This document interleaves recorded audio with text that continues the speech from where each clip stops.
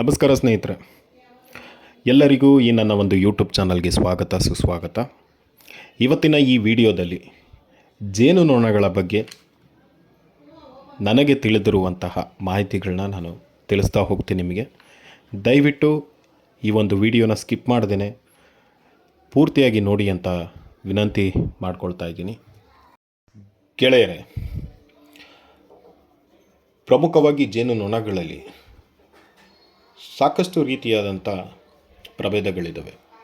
ಅದರಲ್ಲಿ ಪ್ರಮುಖವಾಗಿ ನಮಗೆ ತಿಳಿದಿರುವಂತಹ ಸಾಮಾನ್ಯವಾಗಿ ಹೆಸರುಗಳೇನಪ್ಪ ಅಂದರೆ ಕೋಲು ಜೇನು ಅಥವಾ ಹೆಜ್ಜೇನು, ತುರುವೆ ಜೇನು, ಸಣ್ಣ ಜೇನು, ಇನ್ನೂ ನಾನಾ ರೀತಿಯಾಗಿ ಈ ಒಂದು ಜೇನುನೊಣಗಳನ್ನು ನಾವು ಪ್ರಭೇದಗಳನ್ನು ಗುರುತಿಸ್ತೇವೆ. ಏನಪ್ಪ ಈ ಜೇನುನೊಣಗಳಿಂದ ನಮಗೆ ಒಂದು ಉಪಯೋಗ ಅಂತ ಹೇಳಿದ್ರೆ, ಒಂದು ರೀತಿಯಾಗಿ ಜೇನುನೊಣಗಳು ನಮ್ಮ ಒಂದು ಪ್ರಕೃತಿಯಲ್ಲಿ ಇಲ್ಲ ಅಂತ ಆದರೆ ಮನುಷ್ಯ, ಪ್ರಾಣಿ, ಪಕ್ಷಿ ಅಥವಾ ಮರ ಗಿಡ ಏನೇ ಇರ್ಬೋದು, ಅವುಗಳ ಸಂತತಿನೇ ಇಲ್ಲದಂತಾಗುತ್ತೆ. ಯಾಕೆ ಅಂತ ಯೋಚನೆ ಮಾಡ್ತಾ ಹೋದರೆ, ಜೇನುನೊಣಗಳು ಜೇನು ಸಂಗ್ರಹಣೆ ಮಾಡುವಂಥ ಟೈಮಲ್ಲಿ ಒಂದು ಹೂವಿನಿಂದ ಇನ್ನೊಂದು ಹೂವಿನ ಮಕರಂದನ ಶೇಖರಿಸುವ ಸಂದರ್ಭದಲ್ಲಿ ಗಿಡ ಮರಗಳ ಸಂತಾನೋತ್ಪತ್ತಿಗೆ ಕಾರಣವಾಗುತ್ತೆ. ಅದರಲ್ಲಿ ಜೇನುನೊಣಗಳ ಪಾತ್ರ ತುಂಬ ಪ್ರಮುಖವಾದುದಾಗಿದೆ. ಜೇನುತುಪ್ಪ ಸಾಮಾನ್ಯವಾಗಿ ಸಕ್ಕರೆಗಿಂತ ತುಂಬ ಸಿಹಿಯಾಗಿರುತ್ತೆ, ಅಲ್ಲದೆ ವಿಶಿಷ್ಟ ಕೂಡ ಹೌದು. ಯಾಕೆ ಅಂತೇಳಿದರೆ ಆ ಒಂದು ಜೇನುತುಪ್ಪದಲ್ಲಿ ಅನೇಕ ರಾಸಾಯನಿಕ ಗುಣಗಳನ್ನು ಹೊಂದಿದೆ. ಅದ್ರ ಜೊತೆಗೆ ಬೇಕರಿ ಉತ್ಪನ್ನಗಳಿಗೆ ಕೂಡ ಈ ಒಂದು ಜೇನುತುಪ್ಪವನ್ನು ಬಳಸೋದ್ರಿಂದ ಇದು ತುಂಬ ಜನಪ್ರಿಯ ಕೂಡ ಆಗಿದೆ.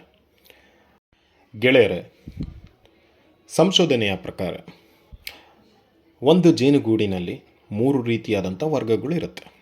ಮೊದಲನೇದಾಗಿ ಒಂದು ರಾಣಿ ಜೇನಿರುತ್ತೆ, ಕೆಲವೊಂದು ಡ್ರೋನ್ ಜೇನುಹುಳುಗಳು ಇರುತ್ತೆ, ಇನ್ನು ಮಿಕ್ಕಿದಂಥ 30,000 to 40,000 ಕಾರ್ಮಿಕ ಜೇನುಹುಳುಗಳು ಇರುತ್ತೆ. ಸ್ನೇಹಿತರೆ, ಗೂಡಿನಲ್ಲಿರುವಂತಹ 3 ವರ್ಗಕ್ಕೂ ಅದರದೇ ಆದಂಥ ಒಂದು ಕಾರ್ಯ ಇರುತ್ತೆ. ಕಾರ್ಮಿಕ ಜೇನುಹುಳುಗಳು ತಂದಂಥ ಮಕರಂದವನ್ನು ಜೋಪಾನವಾಗಿ ಶೇಖರಣೆ ಮಾಡುವಂಥ ಕೆಲಸ ಡ್ರೋನ್ ಜೇನುನೊಣಗಿರುತ್ತೆ. ರಾಣಿ ಜೇನಿನ ಕೆಲಸ ಸಂತಾನೋತ್ಪತ್ತಿ. ಅದಕ್ಕೆ ವಿಶಿಷ್ಟವಾದ ಒಂದು ಸ್ಥಾನಮಾನ ಜೇನು ಕಾರ್ಮಿಕರಾಗಲಿ ಡ್ರೋನ್ ಆಗಲಿ ಕೊಡ್ತಾರೆ. ಅದರ ಜೊತೆಗೆ ತಂದಿರುವಂಥ ಮಕರಂದ ಯಾವುದೇ ರೀತಿಯಾದಂಥ ಹಾಳಾಗದ ಹಾಗೆ ಅಥವಾ ಉಳಿ ಬರದ ಹಾಗೆ, ನೀರಿನಂಶ ಜಾಸ್ತಿ ಇರೋದ ಹಾಗೆ ನೋಡಿಕೊಳ್ಳುವ ಜವಾಬ್ದಾರಿ ಪ್ರತಿಯೊಬ್ಬ ಗೂಡಿನ ಸದಸ್ಯರದಾಗಿರುತ್ತೆ. ಈ ಜೇನುಹುಳುಗಳು ಜೇನನ್ನು ತಮ್ಮ ಆಹಾರಕ್ಕಾಗಿ ತಯಾರಿಸ್ಕೊಳ್ತವೆ. ಅದರ ಜೊತೆಗೆ ಚಳಿಗಾಲದಲ್ಲಿ ನೈಸರ್ಗಿಕವಾಗಿ ಆಹಾರದ ಕೊರತೆ ಉಂಟಾದಲ್ಲಿ ಇದೇ ಒಂದು ಜೇನು ತುಪ್ಪವನ್ನು ಕೂಡ ಅವು ಆಹಾರವಾಗಿ ಸೇವಿಸ್ತವೆ.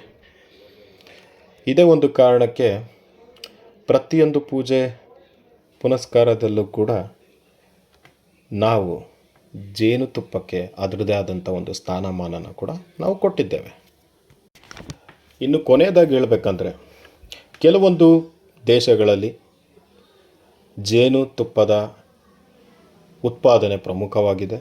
ಅದರಲ್ಲೂ USA, ಚೈನಾ, ಟರ್ಕಿ ದೇಶಗಳಲ್ಲಿ ಪ್ರಮುಖ ಉತ್ಪಾದನೆ ಈ ರಾಷ್ಟ್ರಗಳದ್ದಾಗಿದೆ.